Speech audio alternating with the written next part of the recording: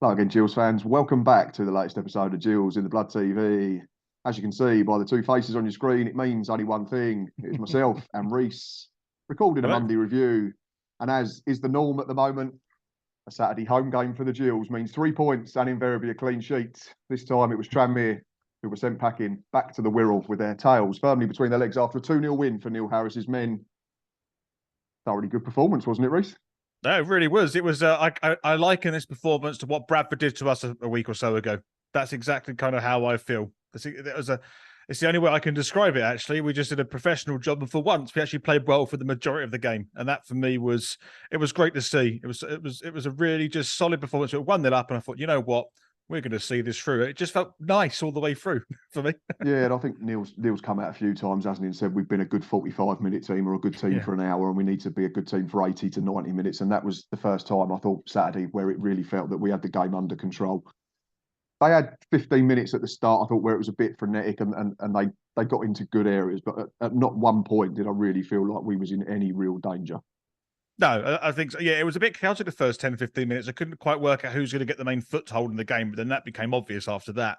We'll talk about the first half in general, but I just thought once we got a hold of that game, I don't want to use the word cruising all the way through because that makes it sound complacent, but it definitely felt that way. It's the most cruising we've had all season, put it that way. Yeah, I've written down that in it a couple of times, and we'll get onto it in more detail, like you said. But it was the most, certainly second half felt like the most comfortable 45 minutes Yeah. we've had in a long, long time. But we'll go like we always do, Gills fans and Tranmere fans, if you want to relive it. I do apologise. Um, right back to 2 o'clock, and there was four changes again Mm, from Tuesday. I think Tuesday ruined everyone's fan hub predictions. No one was yep. getting 11 out of 11 Tuesday night for the performance and certainly the line up at Stockport. But fair play to Neil, we got it absolutely spot on and made them changes and we picked up a clean sheet and a point. But I don't think he'd have got away with such a defensive setup at home to a side that are in all right form, but were certainly there to be beaten. So yeah, four changes were Will Wright, Ethan Coleman, Dom Jeffries, slightly surprisingly for me, and Tristan Yep. Abrahams were left out. And returning were Sean Williams, the captain. We'll get onto him later. Hmm. Alex McDonald. We'll get onto him later. George Lapslie. I've got a question for you about him later, Rhys. Okay. And Oliver Hawkins. So the team in full was Glenn Morris in goal. It was a back four of Shea Alexander, Max Emar, Connor Masterson. We'll get onto him later, and David Tatonda. It was a four in the middle of the park as well, which was from right to left. Alex McDonald, Timmy Dieng, Sean Williams, and George Lapsley. And the front two was Tom Nichols and Oliver Hawkins. Those that were left out of the 11 were all on the bench and gave us good options if we needed them. I've written down first half, Rhys. Rovers started fairly well, lots of ball without troubling us overly. That's pretty accurate, I think. There was a couple of moments where they had very similar Tranmere's approach. They had two shots on target actually, and both of those didn't make my highlight reel because just like at Stockport, they were just at Glenn Morris. He's going to save those Yeah, every yeah. day of the week. Like if he lets that in, I think it's time to retire. you know, Yeah, I think Harvey Saunders was one, which was straight down his throat.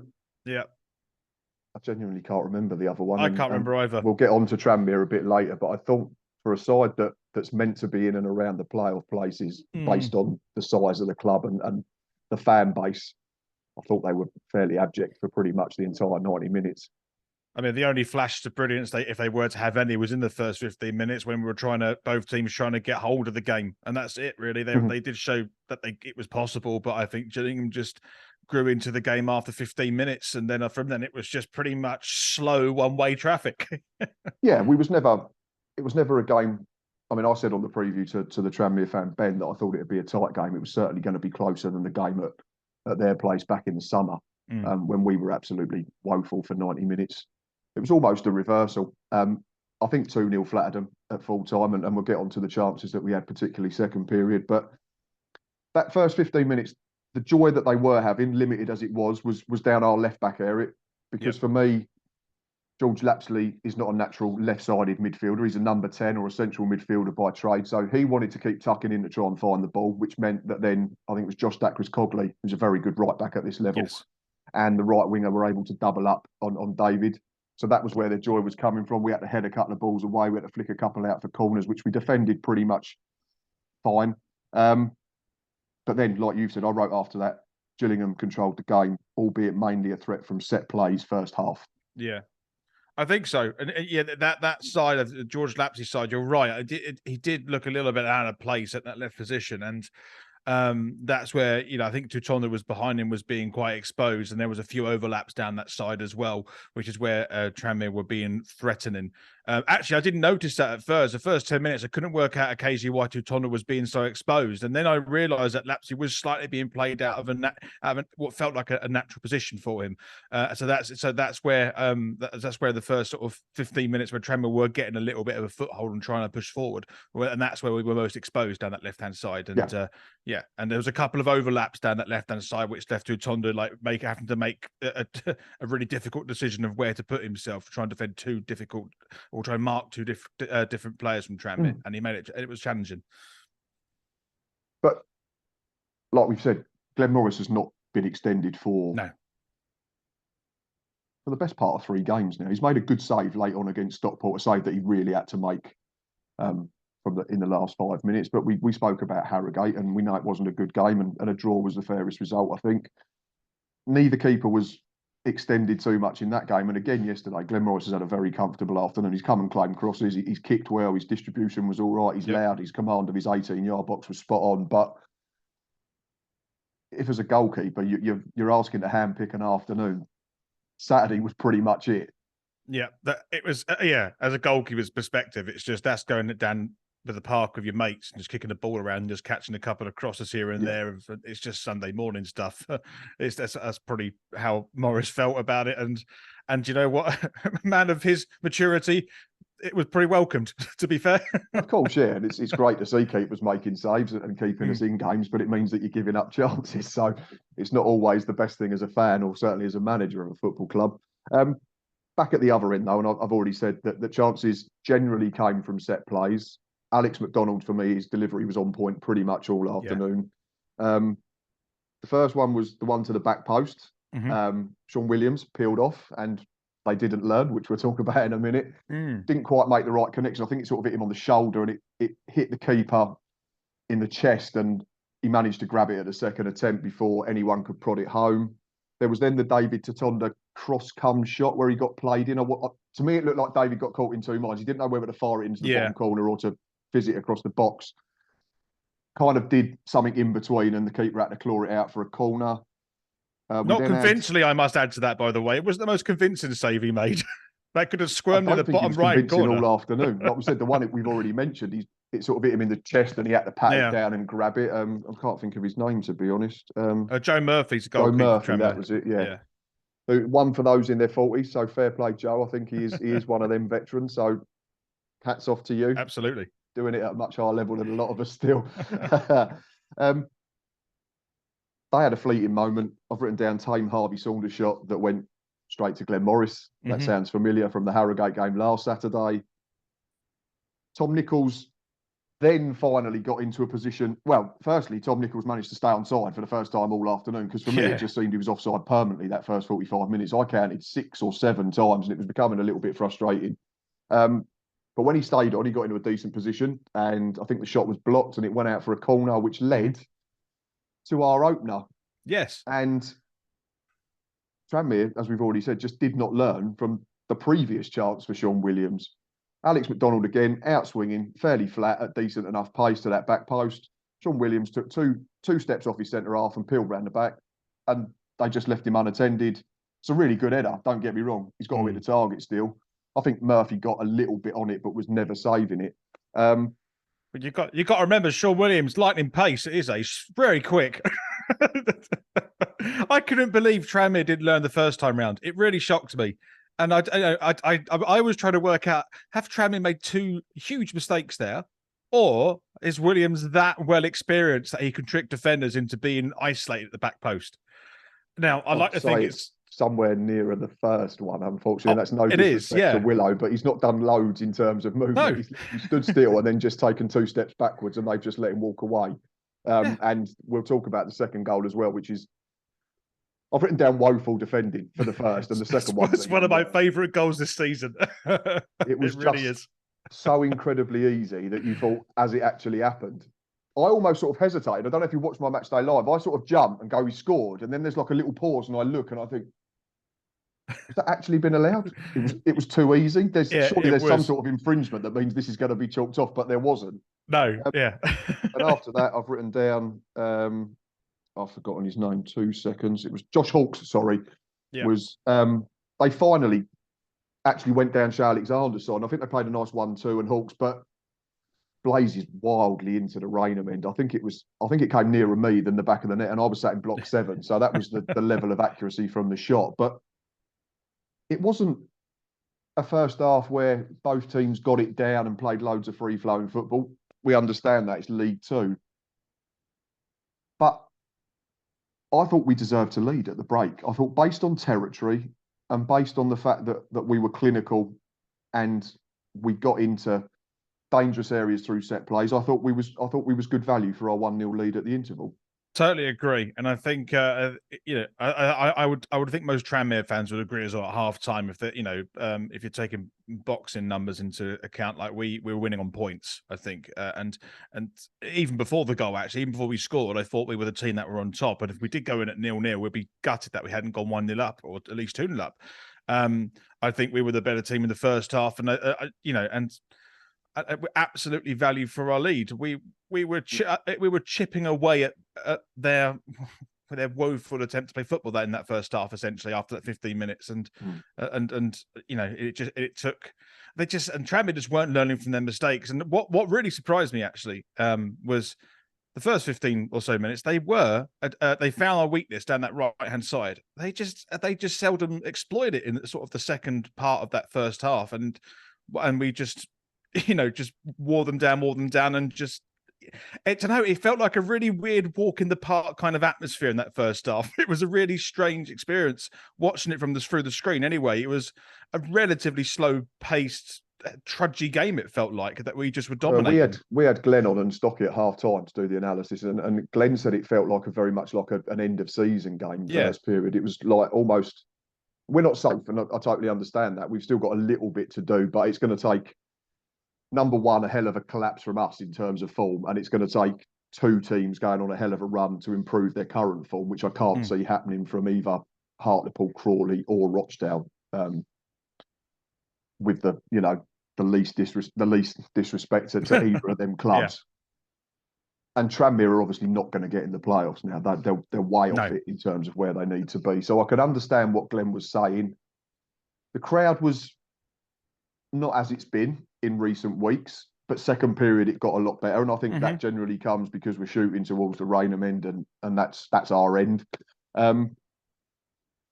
Second half just followed a one-way pattern for me, I thought, though. I thought it was just all Gillingham, and I've already said 2-0 I think flattered them come the end. We've had plenty of good chances in that second half, and I think if we'd won 3, 4 or 5, I don't think Tranmere could have had any complaints. Not at all.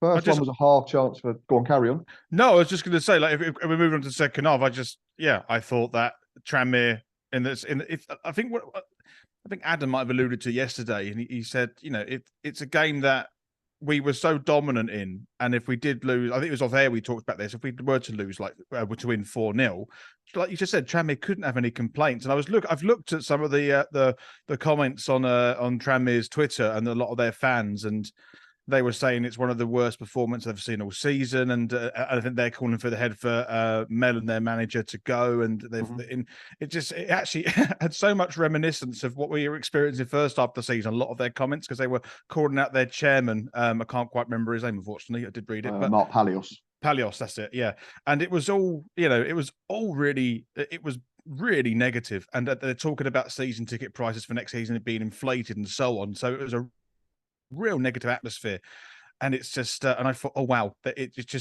reminded again of me about 2 or 3 months ago. It's like, oh. Yeah, I spoke to Ben, like I say, on the preview show, the Tranmere fan, and we said at the time there was lots of similarities. Defensively okay, but can't score enough goals. That was us first season, obviously on a bigger scale to them. But yeah, for me, they're a club that's a million miles away from the promotion shake up at the moment, and I had them down for mid-table at the start of the season, and a few people sort of raised their eyebrows at me and said, I think Gabe Sutton, who knows his stuff, I think he had them to win the league. Oh wow. But then he did have MK Dons to get to 100 points in League One. Well, yeah. Sorry, Gabe. We I might had pay Gills this. to finish 8th and I had Barrow to finish bottom. So it happens to all of us. It happens to the best of us, Gabe, and it happens to me as well. But yeah, I've written down second half, Rhys. First half, first one was a half chance. Sorry, there was a ball in from Alex McDonald from the right-hand side. Tom Nichols looping header straight at the keeper, Joe Murphy. You'd expect him to save it. Second one's a massive chance for me, though, and Tom Nichols has to score. I don't know if you remember it. For me and Boz, we were surprised play was allowed to continue because Ollie Hawkins looked about 2 yards offside. The ball came into him and he just laid it back to Shea Alexander, right channel. Tom Nichols has got away from his centre half at the far post. He's 2 yards out and he manages to miss the target. For me, he's got to score. Yeah. It's one of those ones where, percentage-wise, he scores probably 3/4 of those opportunities, or at least gets the majority of them on target. I think that was quite an indicative of his game. Actually, I don't think Tom Nichols really shone above and beyond yesterday, and we'll talk about his rating, I think, a little bit later. But I think he would be disappointed with himself for the whole performance yesterday, particularly with being about 100 times offside. It did feel that way, didn't it? Quite incredible. Yeah, but that particular chance you talk about, actually, I do remember it quite well. And from my angle as well, it was a bit like, you should be get that on target. You've done all the hard work to get in the right position. It just fell apart right at the end. And it isn't the Tom Nichols that we saw in his debut when he put one in from. No, it was just a very nearly performance. I felt for Tom. He was nearly onside. He nearly got balls into the right areas. He nearly got in the right place on the end of crosses and that type of thing. But just one of them days where everything, for whatever reason, just didn't quite come off. We've all had them. It's one of them things. But the good thing now is we've got other players that step up to the plate. And if one's having an off day, it's not too much of a drama. The pattern didn't change. I've written down chance again in big capital letters. Alex McDonald corner. Tim Dieng again has to score. He's peeled off his man. It's the same run essentially that Sean Williams makes, and he's met it 2 yards out, and he's probably got too good a connection. If it almost bounces off his face, it goes in the net. But because he's caught it right on the middle of his forehead, it ends up in the Raynham end. And you could see how frustrated he was. I think he kicked the stanchion behind the goal and then was punching the floor. Well, should be 2-0. Should be 2. He ran so direct at it. I think the momentum just took him into the post. But like it was such a good ball into the box. And again, McDonald every time from the corner was hitting that back post, and it was almost a free header every time. I couldn't believe it. And you got Dieng. I think again. He obviously was very frustrated, and I think it said in my video that that is one he should be scoring, or put on target. It was like you say, he caught the header way too clean, and then I think it essentially went into your hands, probably near in the Raynham end somewhere. But it wasn't my block, that one, but it was it was near the back of the Raynham end, unfortunately. Again, and their chances that you've just got to hit the target because there's not enough time for the keeper to react from 2 yards that he's going to save it. Even if it hits him, it's going to go through him. You'd think. I've then written goal. And if the first goal was poor from a Tranmere perspective, this one was, well, I'd be digging out my boys on a Sunday. If I remember the phase of play happening, and I said to Boz, I looked at him, I said, this is what we need. I said, the game's just drifting a little bit. I said, Connor Masterson stepping out with the ball, it then creates an overload because we're going to have an extra man in their half. And I think it then worked its way to the left-hand side, I think via David to Tonda, and it got to Sean Williams, who for me was brilliant at getting on as well. It's almost like because his confidence is higher and he's now trusting those alongside him, he's got licence to then go and try and influence the game in the other half of the pitch. Whereas pre-takeover, I think subconsciously he might not have trusted who was next to him, so he was just essentially a shield. I think he's being fouled. The bloke's got hold of his shirt and he tries to wriggle clear. Then he sort of stumbles and falls over and you think, they're going to clear it. Then Willow gets up again. And then they just let him cut it back to the edge of the 6-yard line. And Connor Masterson, when I watched the highlights back in the evening, has just strolled completely unattended to the middle of the 6-yard box and just taps it into an empty net. And Tranmere players were looking around at each other as if to say, who's taking responsibility? Yeah. None were. Connor Masterson's not going to score an easier goal. I think it was the funniest goal I've seen all season. It had a lot happened in the space of 15 seconds because you had obviously. None of it was any good. That was it wasn't a good goal. It was a terrible goal. Comedy of errors. Even Willow fell over before eventually cutting it back. It's the best worst goal I've seen in a long time. We all love a good bad goal, don't we? Absolutely. But what was really good about this one was because I think I said in my video, I was like, Williams is now, we've got 10 or so minutes left. Williams going to the corner. Oh, he's been fouled. We might be able to like carve some time out here and try and see a 1-0 victory. And he's on the floor, and I think, oh, this is over. Either it's going to be a free kick and lose the ball. And all of a sudden, he's just swiveled on his knees and just pinged it like this weird sort of ball into the box. But there's this bit of Aidan O'Brien jumps over it and falls one of the Tranmere defenders. And then, like you say, Masterson, I mean, there wasn't a Tranmere player in sight whatsoever.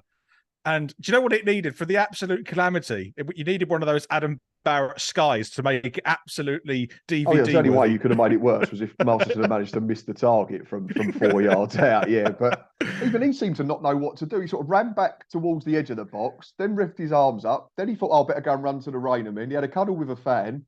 Yeah, then he sort of blew a kiss to the cameraman, I think, and then realised, "Oh, I've actually scored my first professional goal." Yeah, do you know what? Right, I'm a big advocate. It's always good in life to have a little bit of chaos, and that 30 seconds or so was perfect because it obviously went in our favour. But it was just a joy to watch. It was a proper rubbish League Two goal. Yeah, it certainly won't be making your goal of the month competition, I don't think. No, probably not. Even if we don't score again, the first one wins it. Yeah, it has to be. Dom Jeffries then had a chance, and I thought Dom Jeffries was very good when he came on. And I want to talk particularly about George Lapslie when we get to the end of the video. But I thought Dom Jeffries, what he done really well was when he came on and was asked to play that left side role, is he stretched the game better. Like we said, George Lapslie's naturally a number 10, so he wants to play him beyond a striker or strikers. So if he's not getting possession, he's then going to go and look for it into central areas, which then makes it congested. Whereas Dom's quite happy to just hug the touchline a bit more. For me and Aidan O'Brien changed the impetus of the game because it was just drifting. We was having these chances, but it was a game that was just almost naturally heading towards its conclusion, which was Gills winning the game and keeping a clean sheet because Tranmere offered nothing. I just thought them two were really good at just getting us up a couple of gears again. And Dom a couple of times burst down that left-hand side and got past the right back and got into some decent positions. Yeah, and I think one of the things I noticed yesterday as well, when they came on, because there was a chance with O'Brien and he went forward, didn't he? And he got tackled right before he could fire his shot away. And I think he hadn't been on long when that happened, so maybe it was just a little bit rusty coming onto the pitch and just not being alert. But I thought again, I don't know if that came from came from Jeffries initially for that pass, but that those two together did add something to the game, which I think is specifically what we needed at that moment as well. We really needed that because I could see the game.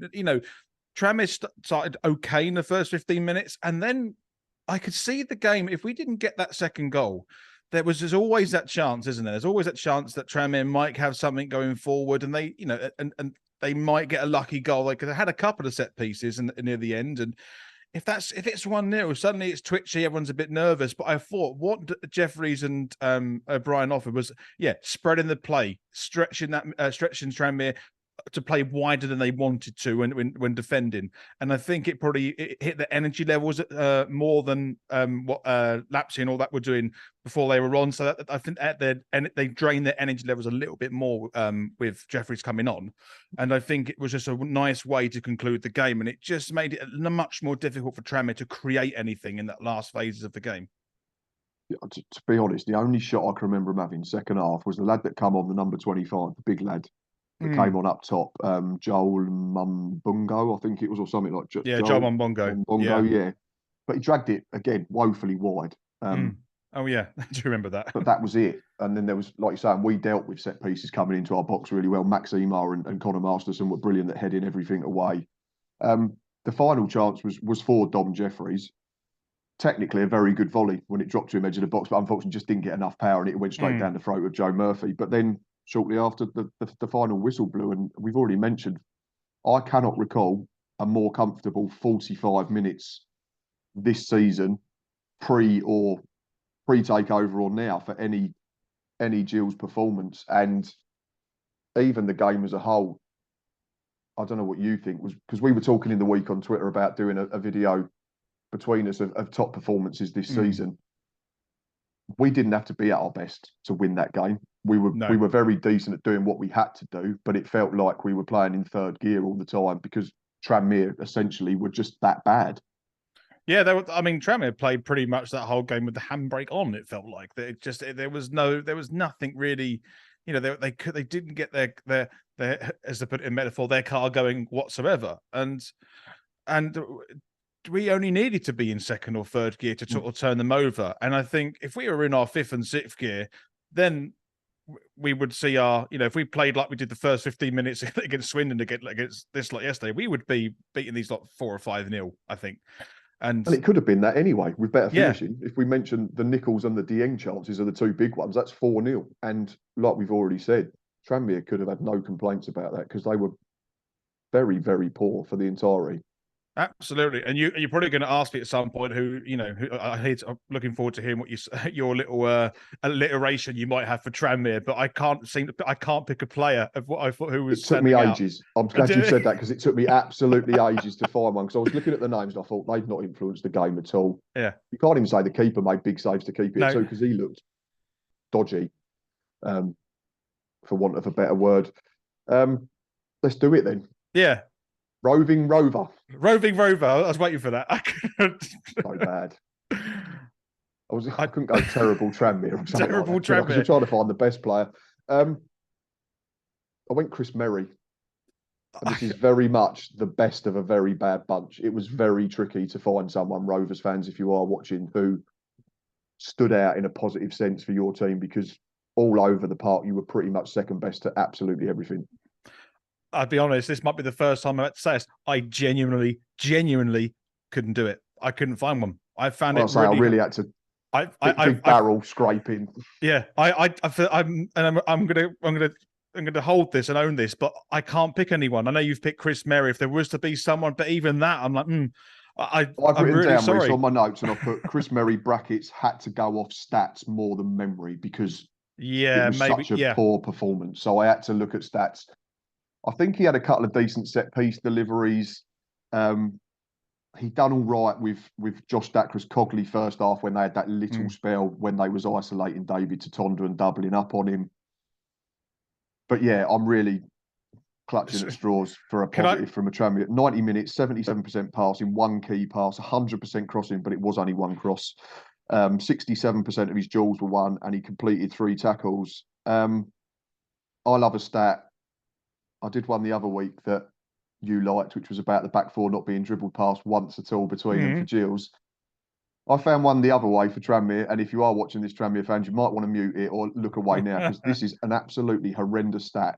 The front two that started for Tranmere on Saturday, which was Harvey Saunders and Jake Burton, and I'm going to ask you, Rhys, completed how many passes between them according to the stats app that I use?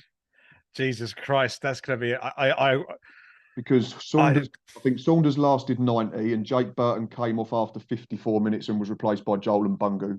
You think statistically out of our whole game, you need to be in, I don't know, double figures at least. I don't know. You're looking at 20. I know 20, 30 passes to him. This is where I'm pretty poor in predicting these. That's what I'd expect your front to be doing all the time. Harvey Saunders had 31 touches and completed 3 accurate passes at 23%. Oh God. He was the highest of the two. Right. According to the app that I use, and everything else looks accurate. It's not like there's a malfunction with the app that I had a few weeks ago. Jake Burton played 54 minutes, had 7 touches of the ball, and did not complete a pass. Ouch. So they completed 3 between them in essentially an hour of playing together. That's awful. Ridiculous. I couldn't believe it when I was reading it. And I sort of reloaded the app and thought, that must be broken. I'll go and have another look. But everything else tallies up. Gills looks fine in terms of players' percentages and the average for the sides. Tranmere's tallies up, aside from them two, as the massive anomaly. Wow. That's really low. I mean, I'm pretty poor at estimating these kind of figures, but I wouldn't have gone that low. No one would get that. Yeah, like you say, you'd think they'd manage to complete at least half a dozen each or something, even if they've not seen loads of the ball. But 3 between them, I don't think I can recall the front pairing being so ineffective. That's really poor. And for what it's worth, if I'm going to pick anything to do with Tranmere, I want to give it to the fans that came down. It's a 6-hour journey here, 6-hour journey back, and was it 267? I think I read of Tranmere fans. Something like that, to watch your team essentially roll over. Yeah, albeit not all of them probably came from the northwest, but a good chunk of them would have done. And yeah, I'd say the majority have. And Yeah, that's a very long journey home after watching that for 90 minutes. So fair play absolutely. to each and every one of them. Let's get back to Gills, the positives. And again, there was plenty of good individual displays in amongst a very good team performance. For me, though, there was only one person that was ever going to win man of the match. But I'll let you go first because I've written mine down. Let's have a look. So who have I got on my? Yeah, so my man of the match is going to go to Sean Williams. I think that was probably the easiest one to Yeah, pick the same together. I thought he was absolutely spot on from whistle to whistle. yeah. It was unbelievable, and I think we might use a similar app because it's the first time I've seen a rating that's been blue rather than green. 9.3. Yeah, I think I've got a similar one here. I Yeah, think they all use the same sort of data-driven analysis. So I think if you use like SofaScore, which I use, or FOTMob, it's the same. It comes from the same yeah. data. So yeah, So it yeah, was good to see. FOTMob's one that I use. Yeah. But for yesterday, do you know, I thought he controlled everything. Everything went through him. He was solid in defensive roles. He was prowess going forward. It was just the whole complete performance that you expect from a captain. It was such a holistic way of playing that it was. I just thought it's the best I think I've seen Williams play in a Gills shirt. I just thought it was a joy to watch. It was just. It was Mr. Gilling on that pitch, in my opinion. That's what a Gills player is, and he just was it yesterday. Yeah, and I said to Boz after about 10 minutes, I said Sean and Dieng are at it today. They're both right at it, and they're controlling the game in the middle of the park, which is going to help us out. And it just didn't stop. I thought Timmy Dieng, in fairness to him, was back to somewhere near his best after a couple of slightly just off the mark performances. I know he had the concussion issue, which obviously will have an effect, but I thought they were both absolutely brilliant in the middle of the park.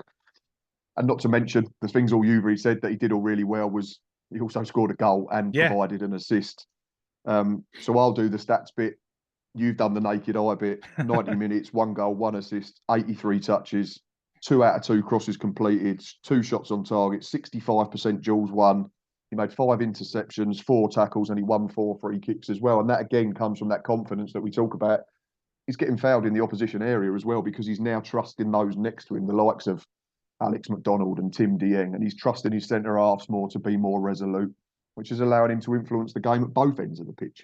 Yeah, absolutely, and you know, and it's so that contrast of the first half of the season, Williams, and the second half of the season, Williams is so the void is huge, and I think at the first half of the season, people would call him out saying, you know, he's not the player we were sold, and he's not the player we were expecting. But now he's got that confidence and the confidence of players around him. He's really shown what he can do at this level, and it's really great to see. And he has that captain's ability to be able to steer games forward, and that was a really good, a textbook example of what Sean Williams can be for Gillingham. And I really thought yesterday's performance from him was perfect. And yeah, I mean, it's never going to be 10 out of 10, but by God, that's close.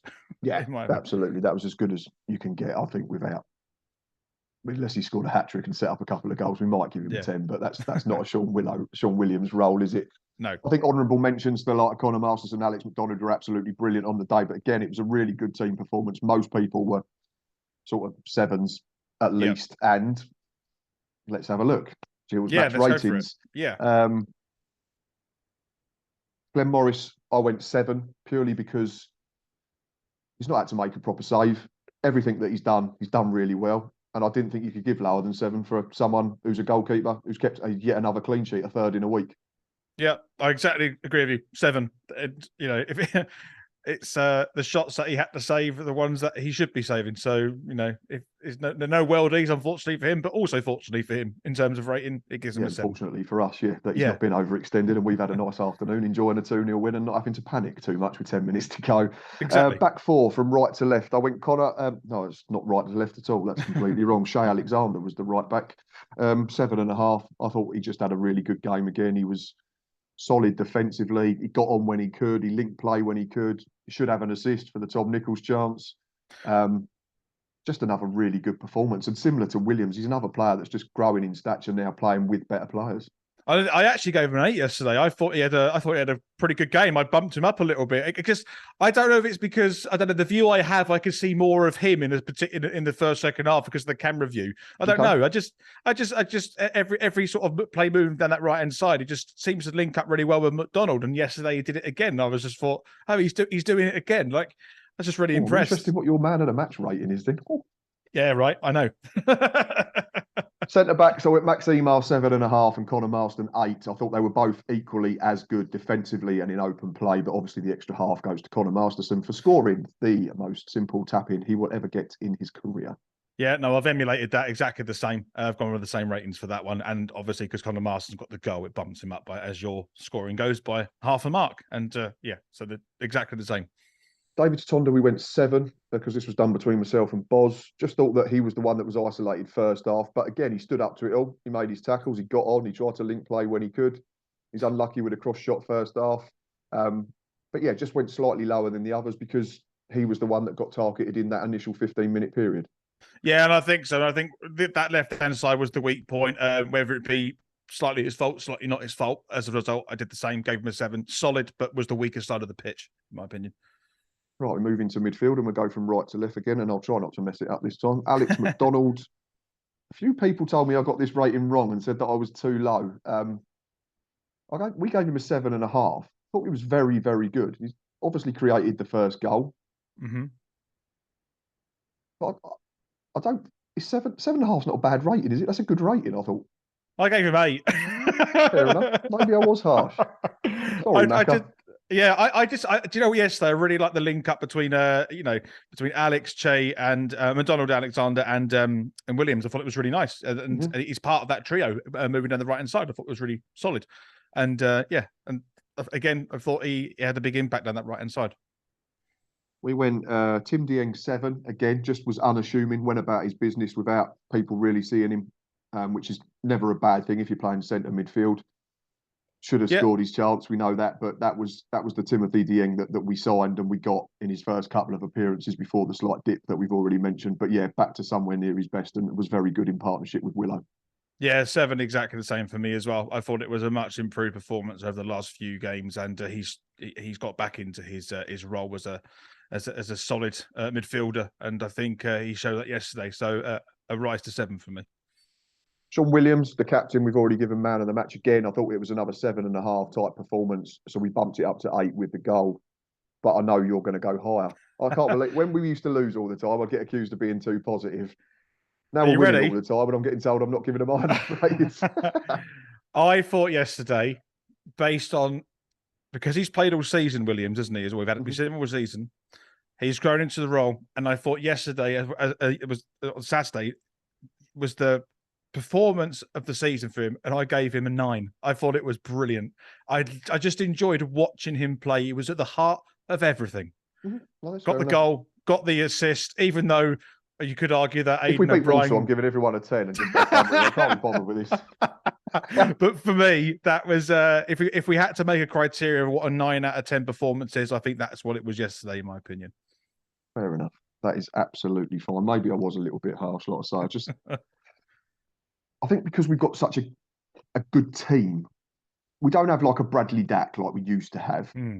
So maybe I've tried to make it a good team performance. I don't know. Or I could just blame Boz and say that he gave them ratings. I don't know. George Lapslie, the anomaly in the midfield. And again, I want to talk to you in a bit more detail about him after we've done the match ratings.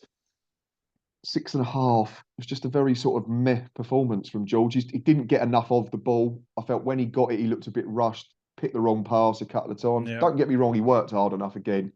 But I just don't think we're seeing the best of George Lapslie at the moment. And that's not anybody's fault, because he's having to play in a system that's working. So it's not on Neil Harris because we're winning football matches. It's not on George because he's playing slightly out of position. And I get why it's being done, because we saw at Rochdale where he's coming off that left-hand touchline late and managed to tap in for the second goal. Yeah. But I just think we're not getting George Lapslie on the ball in dangerous areas enough at the moment. I agree. I mean, I struggled to give him. I gave him 6.5 as well. I struggled to even give him that, to be fair. And I just, he's a player. I know he's capable of so much more. I know he is, and I just don't. Yeah, I think you've hit the nail on the head there, because that's how I would describe it. We just haven't seen the best of him yet. I think we've seen the best of most players, if not all players on our squad, apart from Lapslie now. We've seen glimpses of all the best that everyone can offer. But I know Lapslie can offer more than what we've seen so far since he's signed. I think that's probably the word for George at the moment. It's just glimpses. We've not seen it he's not, I don't think, like Neil speaks about us. I don't think we've seen George put it together for 90 minutes yet. Not at all. And I'm sure it will happen at some point. Well, I hope it definitely does, obviously. I'm sure it will. He's too good for it to not. Absolutely. But yesterday wasn't the performance. I'm slightly out of position. It felt a little bit, a little bit lost. And it wasn't his day yesterday. But like you say, glimpses, we know it's there. It will come out at some point and we'll go, oh, wow, that's how good he is. Okay. That will happen. Yeah, I think that's how I generally feel about it. Front two, I went Ollie Hawkins a 7, got no protection from the referee again. Was having his shirt taken off his shoulders pretty much every time the ball came anyone near him. And Tom Nichols, same as George Lapslie, it was just one of them days when nothing really came off. So I went 6.5 for Tom. Yeah, I gave actually the front two 6.5, both of them. I thought maybe it's a bit harsh on Hawkins because he, like you say, doesn't get all the protection from the referee. It reminds me of Akinfenwa actually, but it's that kind of approach. But I just thought playing. Did you see that? Faversham. Yeah, he's playing at Faversham Town. Like 20 minutes up the road from me. Couldn't believe that. Got hooked at half time. They lost 2-1 though. So yeah, they're struggling a bit, aren't they? From what I understand, I might have got that wrong. I heard they were struggling, but I don't know. I believe that when I saw that yesterday evening when I got in after watching the game. That was crazy. I'm going to say you was harsh on Hawkins. You won 10 out of 19 aerial battles and 4 out of 5 on the floor. So you are being horrible to Ollie Hawkins. All right, maybe I use some of his points for Williams. Fair play. Good save. Good save. Goalies union again. They're right. Substitutes. Didn't give a rating to Tristan Abrahams, Will Wright, or Ethan Coleman because they only got, I think, 5 minutes, 6 minutes, if that. Tristan, I think, only come on for injury time. The other two, though, Aidan and Brian and Dom Jeffries, who we've already mentioned, are going both 7s. I thought they just got us going again and got us back into sort of fourth gear. And playing on the front foot when they came on and just changed the dynamic of the pattern of the game again. Yeah, when you change the dynamic of the game they deserve the set. I gave them both 7s as well, actually. We have to agree on that one. There's no disparity in our ratings there. I thought they came on, did a job, changed the dynamic, and made Tranmere, we dug them into the ground for the last 15 minutes because they came on. And that's what their job was, and they succeeded with that.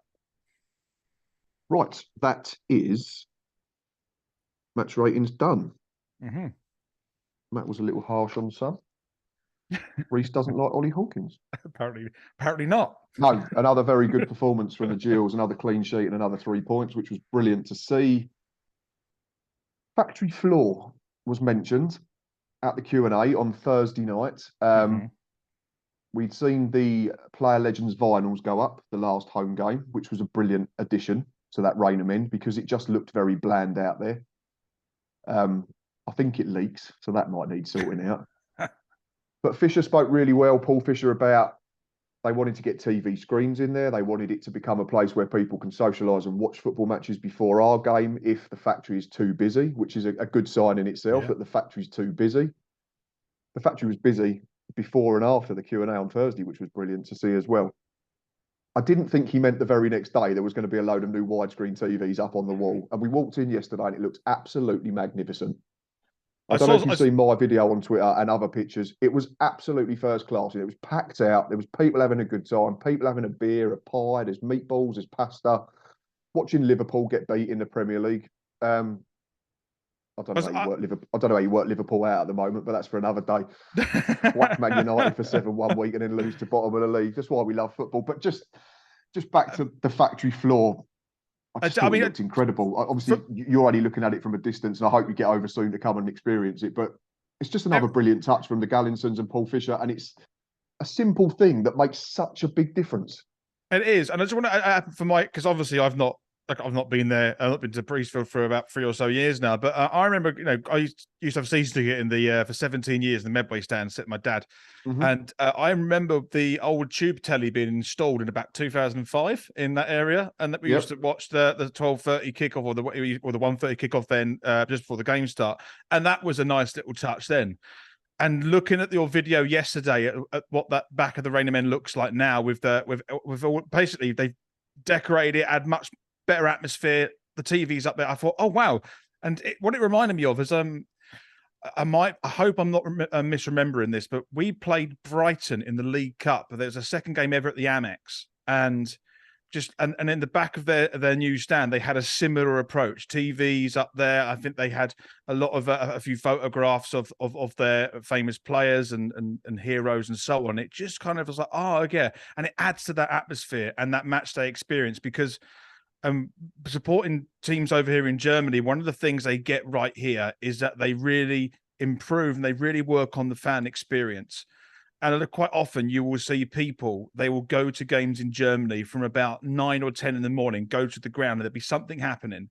And then you could, if you want to, you could stay there until midnight. There's something going on all the time. And it's just those little bits that it's not just about the 90 minutes on the pitch. It's a bit more than that. And it's a community and it's getting people together. And if you could start building that foundation, the wonders that will work not just only for the club, but for the whole community, the whole Gillingham community. It's a great starting block. And it's like you say, just little simple bits like that.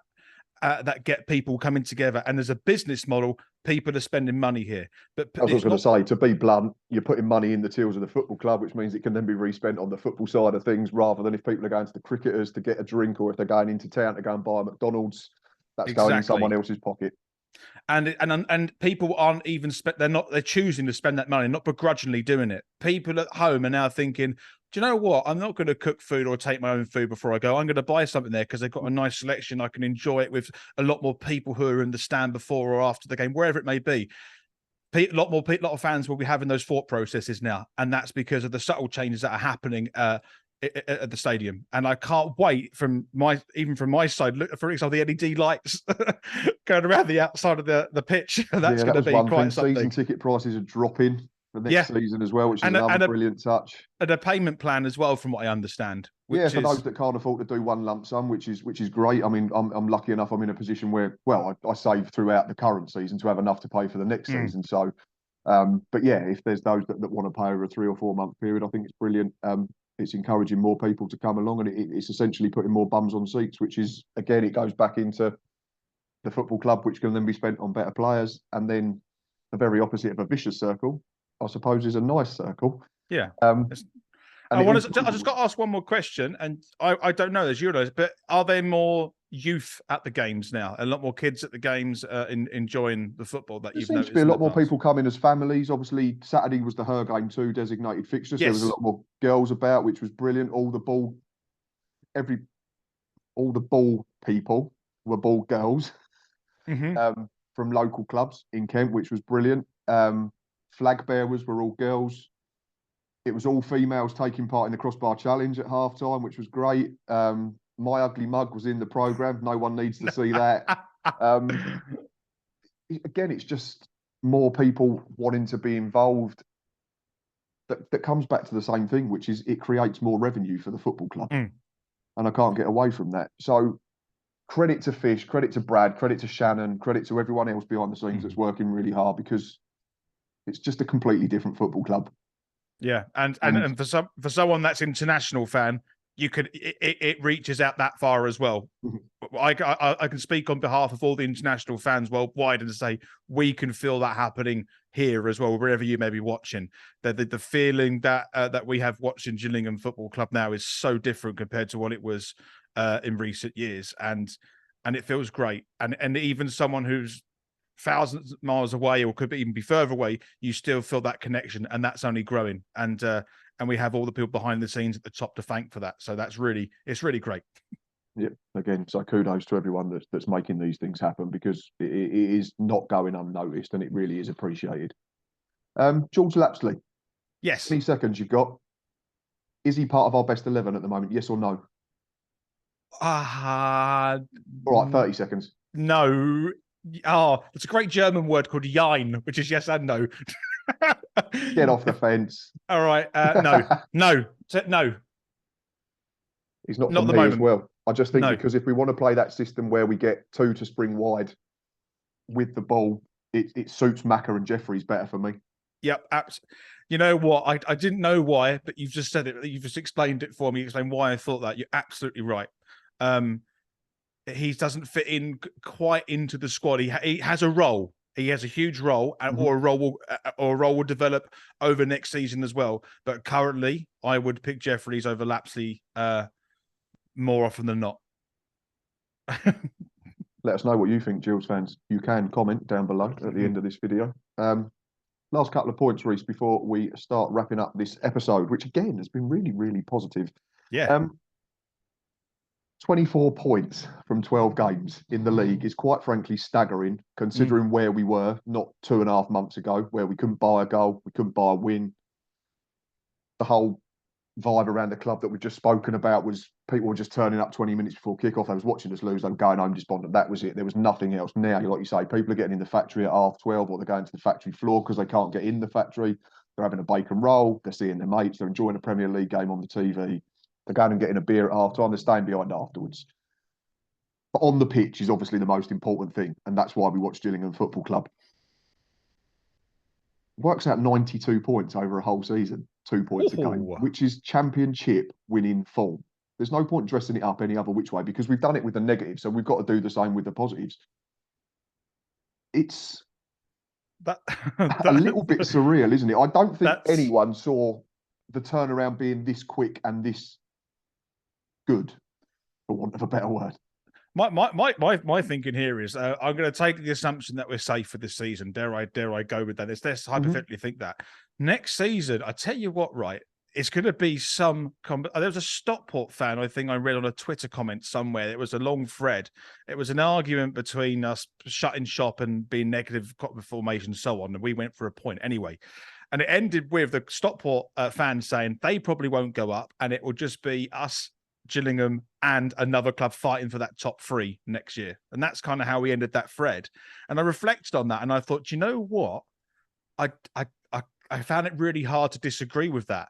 And all I kept thinking of, who is that other third club going to be? If it's going to be us as Stockport. And all I kept thinking of is, do you know what? It'd be very interesting next season to be fighting alongside possibly Wrexham in this league. Yeah, Brad made a comment about budgets and being competitive in League Two next season. He said as long as Ryan Reynolds doesn't come up, then we'll have a very competitive budget. I'm very excited about next season. But just to go back on your point, absolutely, 92 points, this would be for a whole season. What a change and what a turnaround this is. We've got 24 points in 12 games. We spent the first half of the season only getting, 14 points or something? 14 points from 23 games. So it's pretty much reversed. The games and the points bit is you've just changed the words at either end, which is a staggering upturn in form, and credit to everyone again. I know people still have their doubts, but I'm so happy for Neil Harris because I think put up with what he had to put up for a year, he's now getting the rewards coming to fruition and he's showing that he's a good football manager, and he's showing that he can be adaptable with his tactics because he got us on the front foot Saturday after getting us on the back foot to earn a point with a clean sheet in the week. Yeah. And this is a side that's been put together and has not had a pre-season. That's the big excitement for me, is that we're going to have a whole summer to prepare to get more good players in. And I heard possibly a little tour in France, maybe I heard is a potential. Well, Brad said he wanted to go to Italy. Italy. Which probably takes it out of my price range. But yeah, I might be able to pop across on the Eurotunnel for a friendly, which would be quite nice. But apparently there are talks ongoing, which would be great fun. Again, it'd just be that community feel. It'd be a load of fans going over together, having a few drinks, enjoying themselves. The result won't be important. But if you can get to Germany, Brad, if you're watching, that'd be great. It'd be lovely, wouldn't it? There we go. German Gills live. Final point before we wrap this up is, as well as the form overall, we've spoken for years about teams coming to Gillingham and finding it too easy to play against us and too easy to pick up points. Not anymore. 5 wins out of 6 since the takeover. 15 points from 18. The only team to beat us is Bradford by 2-0. I think the only team to score aside from them in that period would be 2 teams, Wimbledon and Grimsby. Yeah. So that would be 3 clean sheets in that time as well. That's pretty good. Again, another phenomenal turnaround from where we were before Christmas. Yeah, absolutely. And that turnaround is, I feel on cloud 9 at the moment, and it's very hard not to get carried away considering the season we had at the first half. And that for me is warranted for being a little bit giddy at the moment. And I urge all Gills fans, enjoy the moments. Yeah, enjoy these little moments where we are rising and we are playing well. I'm not saying therefore it's going to be dreadful in the future, but it's okay to let yourself go and enjoy these moments, because actually we've had a pretty torrid time the last few years. So it feels great at the moment. I think that is a very apt place to end today's episode. So thank you to Rhys, as always, for coming and joining me. That is another hour that we've got through Gills fans, and I hope that you've enjoyed it. Tranmere fans, I'm sorry, there was not much positive to say about your team, but we can only go on what we saw on Saturday, and we did not see a lot to be positive about. But I'm sure they will go again, Rovers. Do not forget that these videos are in association with Art of Football, as I tell you every week. So if you need anything retro or vintage shirts, hoodies, prints, bucket hats, all sorts, go and have a look. The link is in the description at the bottom of the video. Go and watch Rhys's match day highlight show if you have not already. It's always a good watch. Views are going through the roof, so go and subscribe. He's having a great time of it at the moment. Thank you. Putting me to shame. So watch mine as well, please. That'd be good. But no, Rhys is doing brilliant work over there. We know how good he is. He's got more and more people involved. A WhatsApp group set up on the day of the game. So he's doing everything that we do just from afar, and it's brilliant fun to see. And like he said, enjoy it, because we have had it tough for a couple of years, and it's great to be on the other end of it now and seeing it come full circle. We'll be back middle of the week, hopefully with a Walsall fan to preview next Saturday's game, which we are going to. So we will, if you don't watch the preview show in the week, hopefully see you at the Bescott Stadium. I'm not going to call it by its sponsorship name because I don't like it, and I like original stadium names. Myself, Boz, Stocky, Rachel, Page and Mandy are all travelling up in my car for Walsall versus Gillingham. So it'll be an epic match day live next week. But until then, enjoy your week. Hope it's not too stressful. And up the Gills. Up the Gills.